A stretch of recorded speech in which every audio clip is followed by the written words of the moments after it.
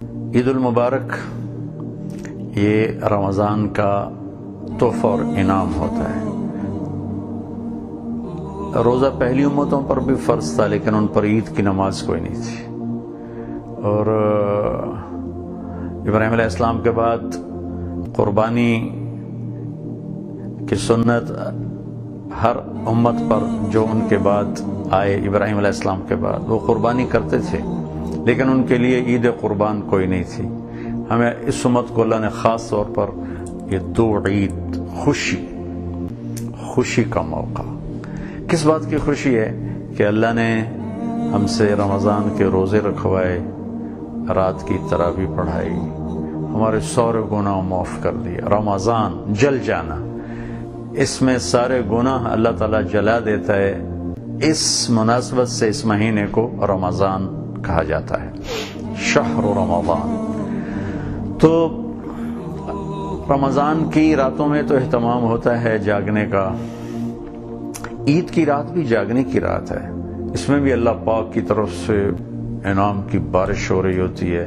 بہرحال عبادت گزار، خاص طور پہ اعتکاف میں بیٹھنے والے میرے بھائی بہن، بچے بچیاں، جو میں بھی ایک ساتھی سے ملاقات کے لیے گیا تو ان کو چھوٹا سا گھر تھا، تو میں نے دیکھا تو بڑا مجھے اچھا لگا، رشک آیا کہ انہوں نے اپنے کمرے میں نے ایک چھوٹا سا پردہ بنا کر اس میں ان کی بیگم اعتکاف میں بیٹھی ہوئی تھی، کہ اس چھوٹے سے گھر میں کوئی اتنی گنجائش نہیں تھی کہ جس میں وہ کھلے طرح پورا ایک کمرہ اعتکاف میں استعمال کر سکیں۔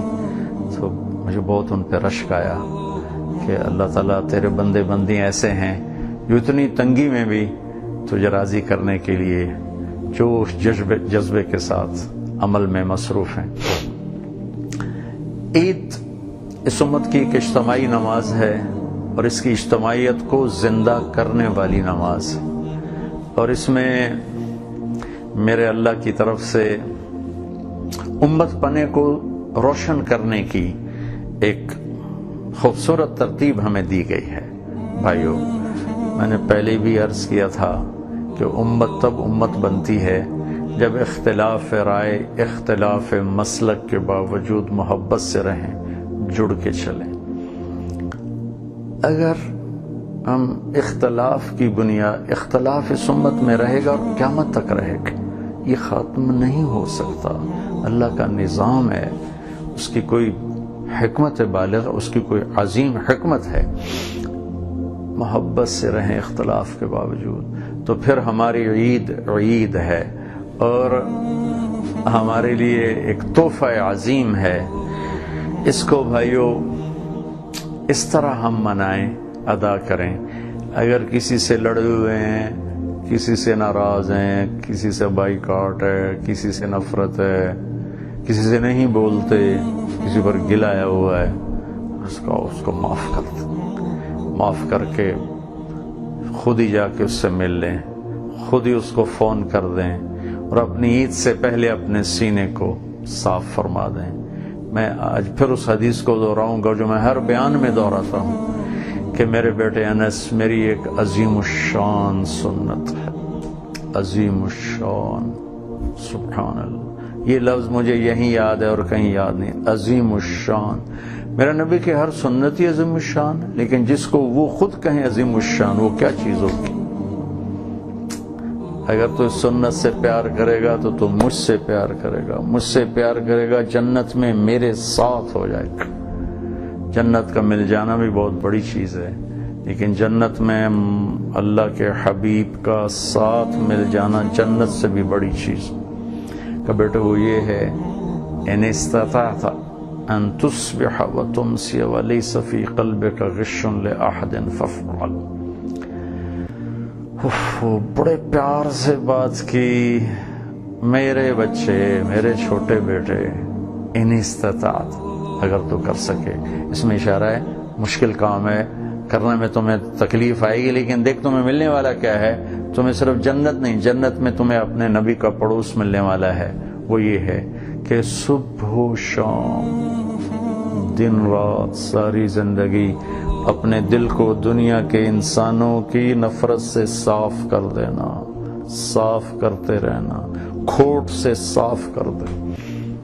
ان تصبح و تمسی، صبح شام صبح شام صبح شام۔ اور میں قربان جاؤں، میرے نبی رحمت للعالمین ہے، رحمت للمسلمین نہیں ہے۔ آپ نے کیا بات کی؟ فرمایا ساری دنیا کے لے احد، یہ نہیں کہا کہ للمسلم للمسلمہ، ایمان والا ایمان والی، اسلام والا اسلام والی، لے احد، پوری دنیا میں جتنے انسان ہیں سب سے اپنے دل کو صاف کر دے، سب کی نفرت حقارت نکال دے، سب کے لیے کھوٹ نکال دے۔ تو میرے بیٹے یہ میری عظیم الشان سنت ہے۔ میرے بھائی بہنوں، اپنی عید مناؤ اس حدیث کو لے۔ سیویاں تو ہر کوئی کھائے گا، مٹھائیاں بھی کھائے گا، اور سنت بھی ہے میٹھا کھانا، اہتمام کرو، کوئی بات نہیں، عید میں لو، کوئی بات نہیں، خوشی کا دن ہے، کپڑے خریدو، کپڑے پہنو، اچھے پہنو، قیمتی پہنو، سارے کام کرو، لیکن دل کو بھی ایک برانڈڈ چیز دو۔ یہ برانڈ تو دنیا کے ہیں جن کی کوئی حیثیت نہیں، میں آپ کو اپنے حبیب کی برانڈڈ چیز دے رہا ہوں، وہ ہے میرے نبی کی حدیث، میرے نبی کا تحفہ۔ وہ کیا ہے؟ دل کو صاف رکھنا۔ لوگ زیادتی بھی کریں گے، صاف رکھو، تھوڑی دیر گلہ آئے ختم کر دو، لوگ برا چاہیں گے، صاف کرو صاف کرو صاف کرو۔ یہ میرے نبی کا برانڈ ہے، اس پر سوال نہیں۔ یہ برانڈڈ جوتے 4 دن کے بعد دھکے کھا رہے ہوتے ہیں، پرانے ہو جاتے ہیں کہ ان کو پوچھتا کوئی نہیں۔ میرے حبیب کا برانڈ وہ ہے جو ہر آنے والے دن میں اس کی آب و تاب، چمک دمک 1400 سال پہلے جیسی تھی، 1400 سال بعد بھی ویسی ہے، 14000 سال بعد بھی ویسی ہوگی، اور اصل قیمت اس کی اللہ لگائے گا میدان محشر میں، اور میرا حبیب لگائے گا میدان محشر میں۔ وہ گلے لگا کر اپنے ہاتھوں سے جام کوثر پیش کرے گا، سارے تھکیڑے ہی دور ہو جاؤں، لڑائیاں یاد ہی نہیں رہنیاں، چیتا ہی نہیں رہنا کسی او آکھے تو او آکھے۔ ہمارے دیہاتی لوگ کہتے اساں تاں جی لیکا چھک چھڑیا ہے، میں تو اپنے پتروں نو آکھیا ہے میری منجی نو بھی ہاتھ نہ لاون دے وچ۔ کیا ظلم و ستم کی بات، اساں تاں جی بات سننا دے گلی چوں میں نہیں ٹپنا۔ یہ ہے جی احمقانہ باتیں ہو رہی، مر جانے والے کے کیا جھگڑے، کیا لڑائیاں۔ تو میرے بھائی بہنوں، میں عید کا ایک برانڈڈ تحفہ آپ کو دینا چاہتا ہوں، اپنے محبوب صلی اللہ علیہ وسلم کی مبارک سنت کے دلوں کو صاف کر کے عید مناؤ، ہماری عید خوبصورت ہو جائے گی۔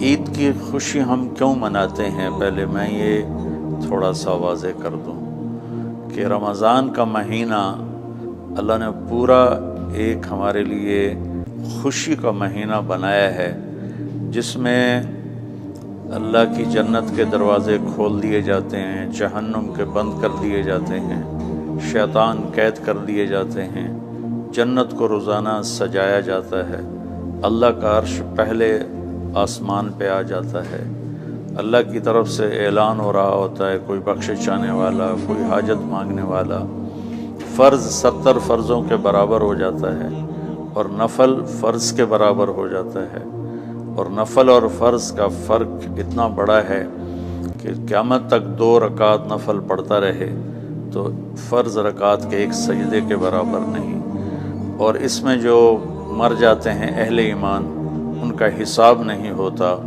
ان کو قبر میں منکر نکیر نہیں آتے، اللہ تعالیٰ ان کو معاف فرما دیتا ہے۔ اس طرح 29 دن رات یہ سلسلہ چلتا ہے، اور آخری رات پھر اللہ تعالیٰ اعلان فرماتے ہیں کہ میرے بندوں نے رات کو قیام کیا، یعنی تراویح کی نماز پڑھی، دن میں روزہ رکھا، تو میں نے اس پر ان سب کی بخشش فرما دی۔ تو اس خوشی میں پھر ہم سب مل کر اللہ کی بارگاہ میں شکرانے کے مل کر 2 نفل ادا کرتے ہیں، اور اللہ کا شکر ادا کرتے ہیں کہ یا اللہ تیرا شکر ہے تو نے ہمارے گناہوں کو معاف فرمایا، جہنم کو ہم پہ حرام کیا، جنت کو ہم پہ واجب کیا۔ اصل تو عید کی خوشی کی یہ وجہ ہے۔ آپ عید کے لیے غسل فرماتے تھے اور اپنے کپڑوں میں سے اچھے کپڑے منتخب فرماتے تھے، اور فجر کی نماز کے بعد آپ اشراق نہیں پڑھتے تھے اس دن، باقی آپ کی ساری زندگی کا معمول تھا کہ فجر کے بعد آپ اشراق پڑھتے تھے، لیکن اس دن آپ اشراق نہیں پڑھتے تھے۔ غسل فرما کے پھر کچھ کھا کے، کوئی میٹھی چیز، کھجور ہی عام طور پر ہوتی تھی، کھجور کھا کے پھر آپ عیدگاہ کی طرف تشریف لے جاتے تھے اور پہلے نماز پڑھاتے تھے، پھر خطبہ ہوتا تھا، اور اس کے بعد جس راستے سے آپ جاتے تھے اس راستے کو چھوڑ کر پھر اور راستے سے گھر واپس آتے تھے، پھر وفود سے ملاقات کرتے تھے، سرداروں سے، صحابہ سے ملاقات کرتے تھے، اس میں کچھ کھانوں کا اہتمام بھی ہوتا تھا۔